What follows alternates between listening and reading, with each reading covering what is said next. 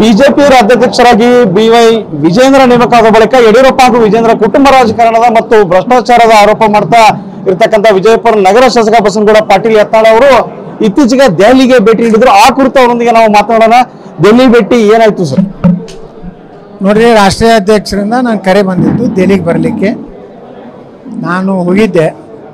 ಕೆಲವೊಂದು ಕಾರಣಾಂತರಗಳಿಂದ ಕಾಶ್ಮೀರದ ಕೆಲವೊಂದು ಸಭೆಗಳು, ದೇಶದ ಸುರಕ್ಷಿತ ಸಭೆಗಳು ಇರೋದ್ರಿಂದ ಅಮಿತ್ ಶಾ ಅವರು ಏನು ಹೇಳಿದ್ರು, ನಡ್ಡಾ ಅವರು ನಮಗೆ, ಅಮಿತ್ ಶಾ ಅವರು ನಾವು ಇಬ್ಬರು ಕೂಡಿದ್ದಾಗೇ ನಿನ್ನ ಕರೆಸ್ತೀವಿ, ನಾವಿಬ್ಬರು ಕೂಡ ನಿಮ್ಮ ಬಗ್ಗೆ ನಿರ್ಣಯ ತಗೋತೀವಿ ಅಂತ ಹೇಳಿದರು. ಅದಕ್ಕಿಂತ ಮೊದಲು ರಾಷ್ಟ್ರೀಯ ಅಧ್ಯಕ್ಷರು ನನಗೆ 2 ಸೂಚನೆ ಕೊಟ್ಟಿದ್ದರು. ಒಂದು ಅರುಣ್ ಸಿಂಗ್ ಅವ್ರನ್ನ, ಇನ್ನೊಬ್ಬರು ರಾಧಾಮೋಹನ್ ಅಗರ್ವಾಲ್ ಅಂತೇಳಿ ರಾಷ್ಟ್ರೀಯ ಪ್ರಧಾನ, ಅವರಿಬ್ಬರು ಭೇಟಿ ಆದ ಮೇಲೆ ಮತ್ತು ಅವ್ರ ಮುಂದೆ ಎಲ್ಲ ವಿವರವಾಗಿ ಮಾತಾಡಿದ ಮೇಲೆ ಅದರದ್ದು ಏನು ಜಿಸ್ಟ್ ಇದೆ ಅದನ್ನೆಲ್ಲ ಮಾಹಿತಿ ತಗೊಂಡು ನನಗೆ ಮೊನ್ನೆ ಗುರುವಾರ ನನಗೆ ಮಧ್ಯಾಹ್ನ 1:20 ಸಮಯ ಕೊಟ್ಟರು.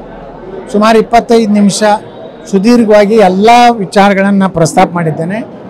ಅವರು ಎಲ್ಲ ರೀತಿಯಿಂದ ಅದನ್ನು ಗಮನದಲ್ಲಿಟ್ಟುಕೊಂಡು ಮುಂದಿನ ದಿವಸಗಳಲ್ಲಿ ಎಲ್ಲನೂ ಸರಿ ಮಾಡ್ತೀವಿ ಅನ್ನುವಂಥದ್ದು ಮತ್ತು ಎಲ್ಲನೂ ಅವರಿಗೆ ಮಾಹಿತಿಯನ್ನು ಕೊಟ್ಟಿದ್ದೇನೆ. ಮತ್ತು ಮುಂದೆ ಏನಾದರೂ ಹೇಳೋದಿದ್ದರೆ ನೇರವಾಗಿ ನನಗೆ 2 ದಿವಸದಲ್ಲೇ ನಿಮ್ಗೆ ಅಪಾಯಿಂಟ್ಮೆಂಟ್ ಕೊಟ್ಟು, ನಾನು ಹೇಳಿದೆ ನಾನು ಅಪಾಯಿಂಟ್ಮೆಂಟೇ ಸಿಗೋದಿಲ್ಲ ನಿಮ್ಮದು, ಕೇವಲ ವಿಜೇಂದ್ರ ಯಡಿಯೂರಪ್ಪಗೆ ಅಟ್ಟೆ ಸಿಗ್ತೈತೆ ಅಂತ ಹೇಳಿದೆ ನಾನು ರಾಷ್ಟ್ರೀಯ ಅಧ್ಯಕ್ಷರು. ಇಲ್ಲ, ಹಂಗೆ ಆಗೋದಿಲ್ಲ, ಇನ್ನು ಮುಂದೆ ನೀ ಅಪಾಯಿಂಟ್ಮೆಂಟ್ ಬೇಡಿದೆ 2 ದಿವಸ ಒಳಗೆ ನೀವು ಅಪಾಯಿಂಟ್ಮೆಂಟ್ ಕೊಡ್ತೀವಿ, ಏನೇ ಇದ್ರೂ ನೀನು ನಮಗೆ ತಿಳಿಸು, ನಾವು ಸೀರಿಯಸ್ ಆಗಿ ಆ್ಯಕ್ಷನ್ ತೊಗೋತೀವಿ, ಯಾವ ಮುಲಾಜಿಲ್ಲ. ಈಗೇನಾಗಿದೆ ಆಗಿದೆ, ಯಾವುದೇ ನೋಟಿಸ್ ಇಲ್ಲ, ಯಾವುದೇ ಎಚ್ಚರಿಕೆ ಇಲ್ಲ, ಯಾವುದೂ ಇಲ್ಲ.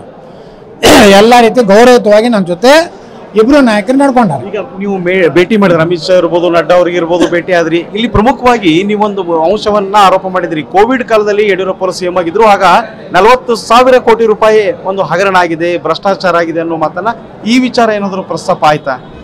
ಎಲ್ಲನೂ ಪ್ರಸ್ತಾಪ ಮಾಡೀನಿ. ಇದು ಅಷ್ಟೇ ಅಲ್ಲ, ಭಾಳಷ್ಟು ವಿಷಯಗಳನ್ನು ಪ್ರಸ್ತಾಪ ಮಾಡೀನಿ, ಇಲ್ಲಿ ಅದನ್ನು ಹೇಳೋದಿಲ್ಲ. ಆದರೆ ಎಲ್ಲನೂ ಮಾಹಿತಿ ಅವ್ರು ತೊಗೊಂಡಿದ್ದಾರೆ ಮತ್ತು ಇನ್ನೂ ಏನು ಮಾಹಿತಿ ಇದೆ ಅದನ್ನು ಕೊಡ್ಲಿಕ್ಕೆ ಹೇಳಿದ್ದಾರೆ, ನಾ ಎಲ್ಲ ಕೊಡ್ತೀನಿ. ರಾಜ್ಯ ಬಿಜೆಪಿ ಉಸ್ತುವಾರಿ ಬದಲಾವಣೆ ಆಗ್ತಾರೆ ಅನ್ನೋ ಒಂದು ಸುದ್ದಿ ಎದ್ದಿದೆ. ನನಗೇನು ಗೊತ್ತಿಲ್ಲ ರೀ, ಅದು ಏನು ಹೈಕಮಾಂಡ್ ನಿರ್ಣಯ, ಅದು ಯಾರು ಮಾಡ್ತಾರೋ ಗೊತ್ತಿಲ್ಲ, ಯಾರನ್ನ ಚೇಂಜ್ ಮಾಡ್ತಾರೋ ಏನು ಮಾಡ್ತಾರೋ, ಅಷ್ಟು ಮಾತ್ರ ನನಗೇನು ಮಾಹಿತಿ ಸಿಕ್ಕಿಲ್ಲ. ಬದಲಾವಣೆ ಆಗ್ಬೇಕಂತೀರಿ? ಕೇಂದ್ರ ವರಿಷ್ಠ ಮಂಡಳಿಯವರಿಗೆ ಅವ್ರಿಗೇನು ಮಾಹಿತಿ ಇರ್ತದೆ ಆ ಆಧಾರದ ಮೇಲೆ ಅವ್ರು ಚೇಂಜ್ ಮಾಡ್ತಾರೆ. ನಾ ಹೇಳಿದ್ರೆ ಮಾಡೋದಿಲ್ಲ, ನಾ ಆಗಲೇ ಅಂತೇಳಿ ನಾ ಬೇಡಿಕೆ ಇಟ್ಟರೆ ಮಾಡೋದಿಲ್ಲ. ಅವ್ರಿಗೆಲ್ಲ ಮಾಹಿತಿ ತೊಗೊಂಡಿರ್ತಾರೆ, ಆ ಹಿನ್ನೆಲೆಯಲ್ಲಿ ಮಾಡ್ಬೋದು ಅಥವಾ ಮಾಡಲಿಕ್ಕಿಲ್ಲ.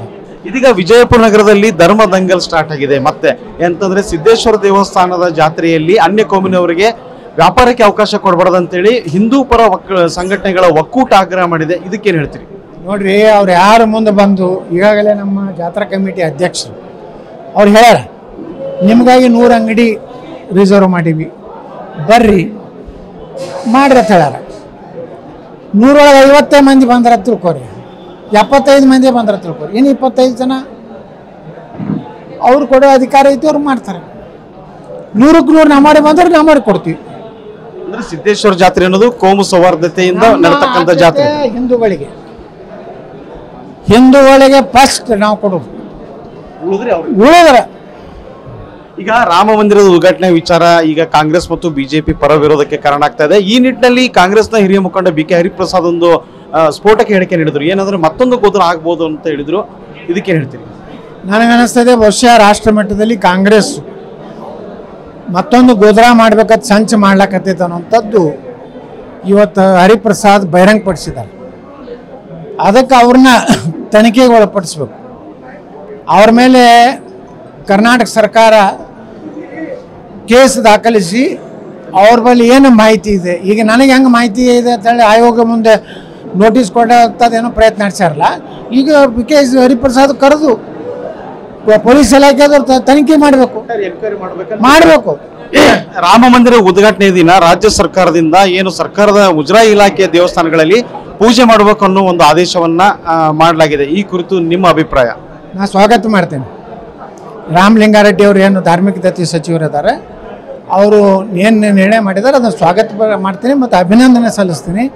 ಎಲ್ಲರೂ ನಾವು ರಾಮ ಭಕ್ತರೇ. ನಮ್ಮ ದೇಶದ ಮೂಲ ಪುರುಷನೇ ರಾಮ. ರಾಮನ ಪೂಜೆ ಮಾಡಬೇಕು, ರಾಮನ ಇದು ಮಾಡಬೇಕು ಅನ್ನೋದು ರಾಮಲಿಂಗಾರೆಡ್ಡಿ ಅವರು ಏನೋ ಒಂದು ನಿರ್ಣಯ ತೊಗೊಂಡಾರೆ. ಅದಕ್ಕೆ ಸಂಪೂರ್ಣವಾಗಿ ಸ್ವಾಗತ ಪಡಿಸ್ತೀನಿ. ಇದು ವಿಜಯಪುರ ನಗರ ಶಾಸಕ ಯತ್ನಾಳ್ ಅವರ ಮಾತು.